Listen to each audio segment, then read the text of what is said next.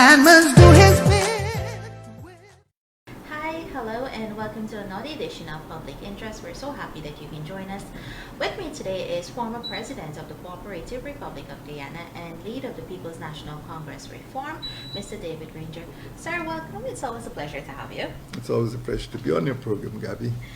Sir, today I want us to talk a little bit about an area that we haven't heard from in a long time, and you don't really see discussions or hear discussions about it, and that's our border security. On that note, Guyana has almost 460 kilometers long coastline. I hope I have that correct, that figure correct. Yes.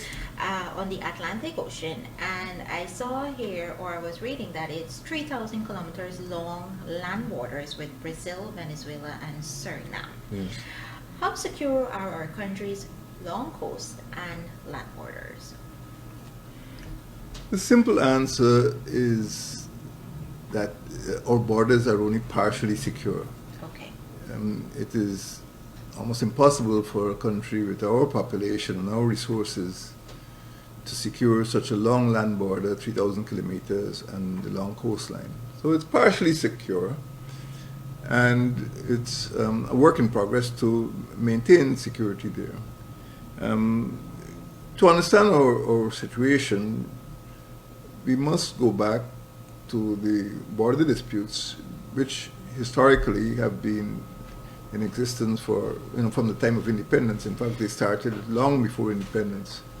But the western border with Venezuela and the eastern border with Suriname are subject to, or part of the eastern border, are subject to territorial claims. They are disputed from the point of view of those two countries.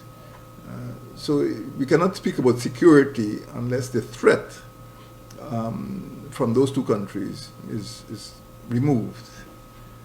We also have to look at the spatial problem, that is to say, the distance, of 3,000 kilometers, some crossing rivers, some crossing, mountainous areas, some in the jungle. Those areas are difficult to secure without, modern aircraft and drones and continuous patrolling. And we also have to look at the capabilities of the security forces, the defense force, and the police force in particular. As you know, in certain areas, backtracking is a sort of weekend hobby for some people. It's continuous. It's been going on for 4 decades. So, people come and go. So there's a migration problem in the fact that people can cross the border very easily without being arrested or detected by the security forces. And it is suspected that there be maybe as many as 33,000 Venezuelan migrants in the country. I know a few weeks ago people were becoming very upset at the fact that they found 10 Haitians there, but there are 33,000 Venezuelans, and nobody seems to be, very concerned. Some of them get involved in some nocturnal activities, and get in accidents and murders and so on. So that is a concern, which in a sense speaks to the insecurity of our borders. And quite recently also you've seen a rise in the amount of cocaine and other forms of narco trafficking, gun running, some of the weapons used for these execution murders. Well, none of the weapons, is manufactured locally, and the assumption is that they are illegal weapons. So over the borders or through the borders, you get gun running, you get people trafficking, you get illegal migration, you get contraband smuggling. And now in the time of COVID, you can also have public health, because the public health problem, Brazil is one of the most heavily infected countries on the continent. So from any point of view, our borders cannot be completely secure. And they are very vulnerable, and there is great risk that this vulnerability has affected and will continue to affect this country. until more efficient measures are put in place to make our borders more secure. So the simple answer to your question is that the borders are only partially secure, and much more has to be done in order to make them secure. Sir, if we can zero in a little bit, as you mentioned, the threats by the Venezuelan or Venezuela, this administration responded to those threats in 2020 and 2021 by promulgating a four-pillar national defense policy. They mentioned that earlier this year. How effective is the PPP's national defense policy, or how effective is it expected to be? I think the description national defense policy might be an exaggeration. It is difficult to expect the government 6 months after it has come into office to produce or promulgate a new national defense policy. So people were surprised that they call it a national defense policy. They did say something. They mentioned the four I's, individual, institutional, international, integration. Those are well-worn shibboleths. But they are what they call, everyday issues. Talking about housing for soldiers is not national defense policy. Improving salaries and providing scholarships for soldiers. That's not national defense policy. National defense policy concerns more strategic issues. It means making a careful assessment of the threat, deploying forces or resources, acquiring surveillance aircraft or drones. It means boosting the defense force, manpower, the capability to patrol the borders. All of these things have to be done, and I don't think that in 6 months this administration will claim to have done that type of groundwork to produce a national defense policy. Dealing with commonplace, everyday issues is not defense policy.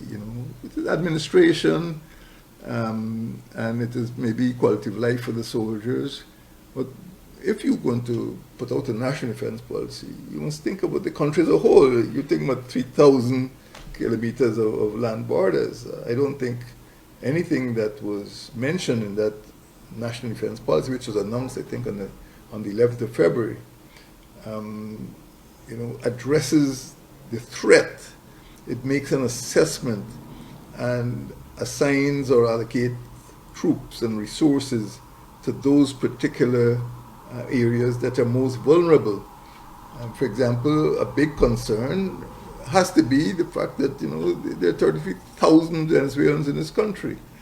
Where are they? We find that they're all in the East Bank or the West Demerara. They're all over the country.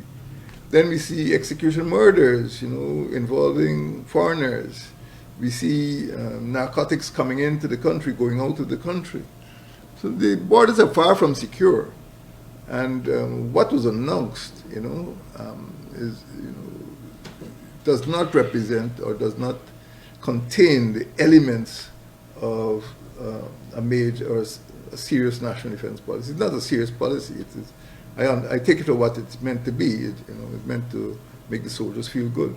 But if we are going to have a national defense policy, the present situation of this country, which is continuously evolving, has to be examined. Look, the Venezuelans seized their boats. After the announcement by the ICJ last December, there were incidents. There was overflight of Guyana's territory.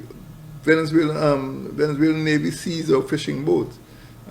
These are aspects of the insecurity of our borders in relation to the Venezuelan situation. But giving soldiers scholarship is not going to solve that problem. So we need to have a serious look at it. I don't know, of course I'm not part of the security or defense system now, but what has been announced indicates the necessity of going back to the drawing board and examining the threats, making a more careful assessment, and deciding where you're going to get the assets from, the human resources, and to respond to those threats and to assure the public, assure the citizens that there will not be any breach of our border or territorial security which could imperil their lives. That hasn't happened as yet. That has not happened as yet. And we are far away from that happening. So this administration would have also announced the establishment of a border patrol unit and regional joint support teams. Why is the establishment of these new security forces necessary? Is it necessary as well? We have a Guyana Defense Force, which I'm sure has needs, and that force has to be strengthened. The Guyana Defense Force is responsible for border security, and there's an act, the Defense Act, and the Guyana Police Force has some responsibilities, for immigration and so on. Now, these two forces have been established by statute. When we hear about this border patrol unit, I'm quite baffled myself. Is it a part of the GDF? Is it a part of the police force? Who will command it? How will it be equipped? I don't know.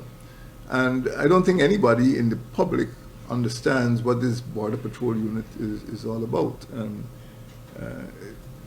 What I would say is that on the face of it, there's no need to create a new unit. The Guyana Defense Force has been protecting our borders effectively, apart from the incident in 1966 at Dankoko. The Guyana Defense Force has been protecting our borders effectively and efficiently, for the last 55 years. As far as the regional joint support teams are concerned, again, this is baffling. There is a regional system. No one can say for sure. In fact, when the matter came before the National Assembly, no one could explain how the regional joint support teams would be working. All we were told is that a certain amount of money would be provided, a few $100 million would be provided, but the modus operandi, the command, the administration, the uniform, the deployment, these things are still a mystery. In short, I do not think that the creation of new forces is necessary at this time. We saw what happened a few years ago when the administration tried to bring in Mr. Bernard Kerrick, who I think later on spent some time in a correctional facility in the United States. And then we heard about the phantom squads, we heard about the target squads being set up by the police. All of these things created mayhem, havoc in Guyana. And as you know, a lot of people were killed, a lot of policemen were killed. Over 21 policemen, I think, were killed by the bandits. And nobody knows for sure how many people were killed in that period. What I can tell you is that there are 4 monuments. There's a monument at Bartica, there's a monument at Tivoli, there's a monument at Buxton, and a monument at Lusignan, to the number of people who were killed. This never happened before, during the presidency of Mr. Jack Dio, what they call the Troubles between 2000 and 2010. So he knows a lot about what went on at that time, but I don't believe that you should create more special squads. I don't believe you should create more special squads. We have a structure, improve the structure, and let the people of Guyana have confidence in the organizations and the legal mechanisms which have been established to protect them. These two units, the Border Patrol Unit and the regional joint support teams, they sound very much like Target Special Squad to me. And those of us who were alive and aware and alert during the first decade of this millennium would be very suspicious of any special units to be created. money's been voted, who's going to command them, what they're going to do, where they're going to be deployed, and will they make our borders more secure? We don't know these things, you know. I don't know if anybody knows. Maybe there's some deep state, you know, which is making these decisions. I haven't heard the Commissioner of Police speak about them. I haven't heard the Chief of Staff of the GTF speak about them. So maybe the masterminds know what's going on, but the ordinary people don't know what's going on. Sir, under your tenure as president or under the coalition, the National Anti-Narcotics Agency, the National Intelligence and Security Agency, and the National Security Committee functioned. Could you tell us a little bit of what border security roles did these agencies perform? There's a sort of tripod. The National Security Committee had to receive information and intelligence reports and brief cabinet, brief the Guyana Defense Board. The National Intelligence Security Agency, as the name suggests, was responsible for intelligence. And intelligence, of course, comes from the bottom, raw information. It has to be analyzed and processed. The National Anti-Narcotics Agency was responsible for, you know, the protection of society from illegal narcotics. Those three agencies worked together, and they gave you a holistic picture of what was taking place in the country. As time went on, you know, other organizations were added, sometimes temporarily, to provide information to the NSC. For example, the Ministry of Foreign Affairs had to provide information on our borders, particularly Venezuela, Brazil, and Suriname. And the Guyana Revenue Authority had to provide information. As you know, narcotics go through the ports. There were some incidents in aviation, landing of aircraft illegally. So we had to get a holistic idea of the threats to security. So there was a maritime element, there was an aviation element, there was a land element, there was a revenue element, there was a foreign affairs element, in addition to the traditional security agencies. I don't know what the situation is now. I can only say what happened up to the 2nd of August. It was a whole-of-government approach, a whole-of-country approach. All of the governmental agencies that were concerned with information gathering from the bottom, because the districts and the NDCs and the regions had to provide information about what is happening. When a plane lands at Oriala or lands at Carasabai, an illegal plane, for example, that information has to come from below. And at the pinnacle, the National Security Committee or the National Intelligence and Security Agency would have this information and would transmit it. So the ministers would know in a very short period of time, you know, whether there's been any breach of our airspace or sea space or borders. And that gave us the capability to respond. I understand now that one of those agencies has been disbanded, the National Anti-Narcotics Agency. So we can see the consequence, right? We can see more narco trafficking. We can see planes landing again. And, you know, I don't know if they'll disband any other agencies. But it is quite clear that in the absence of those three agencies, the security of our borders will be under threat. All I can say is that we had a functional system, and up to the 2nd of August last year, and I think that those three agencies, if they are strengthened and empowered to do what they were set up to do, we would be more secure, and our borders would be more secure. And without them, we'd be less secure. Thank you, sir.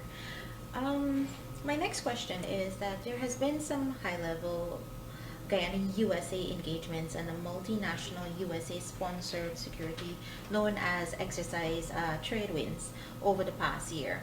So what is expected, or what is the expected effect of these engagements and exercise? Well, in international relations, it must be accepted that um, a nation's or a country's national interest is paramount. Okay. There's no philanthropy, there's no Godfather. If United States engages with Guyana, United States has an interest, it has something to gain. If United Kingdom engages with Guyana, if any country, foreign country engages, it is in its national interest to have such an engagement. We must get that out of the way. We mustn't believe that there's some Godfather out there who is looking after us. We have to look after our own interests. And just as the U.S. has interests, we have interests. We must pursue those interests. Now, things like trade winds have been going on for 30 years. And you must ask yourself, is it just an excursion or is it an important part of our defense strategy? It's important because it helps us to relate with other Caribbean countries and, of course, the big countries in this hemisphere, particularly the North American countries. The South American states are not involved in any serious way. So it's Guyana, Grenada, Trinidad, Barbados, and so on. So that is one aspect of international relations which is beneficial to Guyana, but it is not a game changer. Guyana has to set up its own military schools, its own defense academies, its own colleges, and conduct its own training. And after this training reaches a certain level of maturity, it can then engage in these exercises and test its theories of defense and border security. When these exercises are held, read carefully between the lines. They don't go to the borders, They're about anti-narcotics. They're about, maybe some civil defense, rescue operations, and some elementary work. This sort of training that is given to recruits and junior soldiers. It's not strategy. There's no strategy in these contacts. The requirement for border security rests with the nation state, rests with Guyana. The Americans are not going to come here to protect our borders. They never have and they never will. So let us get that straight. What they do is helpful to Guyana in terms of engaging with the international community. And there are some benefits, material and other benefits. But in the final analysis, Guyana's defense is the responsibility of the Guyanese people and the Guyanese government. And these engagements, I'm not throwing cold water on them. For example, you speak about ship rider agreement, you speak about, agreements for the exchange of information. These engagements benefit the big states to a greater extent than they benefit, countries like ours. We are not in a good position, and we have to do more to defend our own interests, to define our own national interests, and try to develop defense forces and police forces and other security agencies that protect our interests. Nobody's going to do it for us.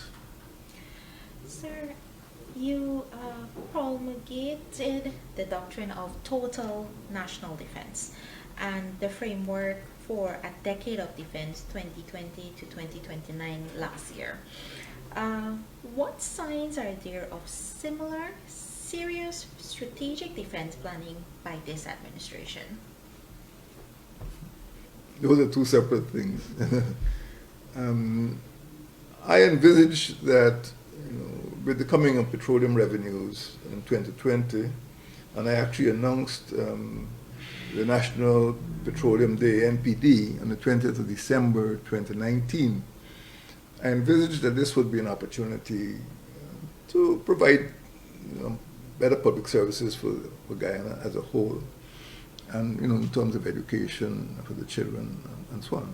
But one of the elements of that decade of development was, improving our defense. And my concept of total national defense is the utilization of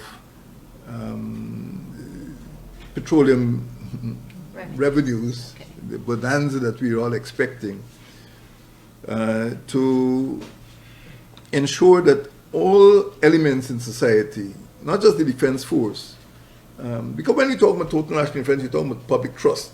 Right. You're talking about every sector of society. You're talking about the civil society, the civilian organizations, people's militia, coming together for the defense of their communities. Now, Guyana is a country with 3,000 kilometers of land frontiers.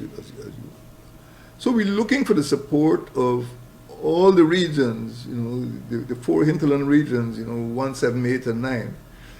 So the RDCs have to be involved. The 212 indigenous villages have to be involved.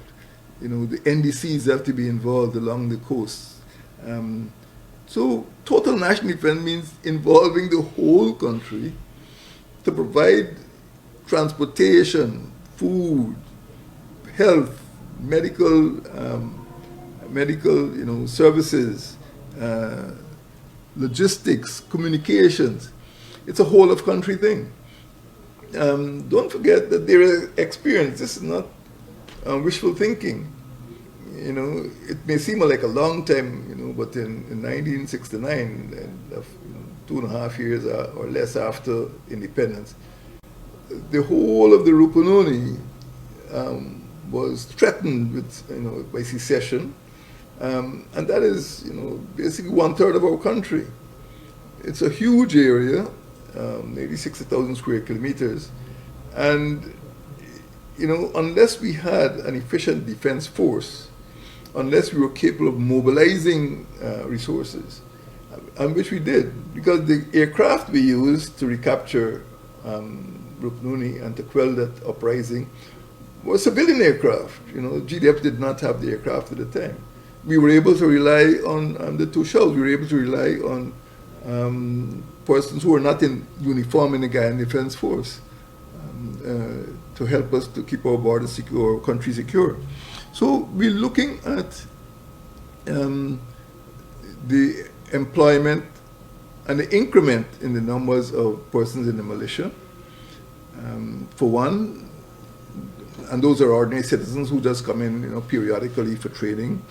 We're looking at regional organizations, certainly at the level of the RDC. We're looking at coordination of public services. Some of the things that the CDC is doing at present. We're looking at, agencies to provide logistics and communications. So total national defense means exactly what it says. It means that we must mobilize all of the elements, all of the resources in a country to defend our borders and defend the country. Now, I'm not saying that, we're about to be invaded by some other country, but these assets could be used in other areas. For example, during this 3-month flood that some regions are still suffering from. We could use the militia, we could use other agencies which might have been established to support the defense effort, to supply, to support the civil defense effort.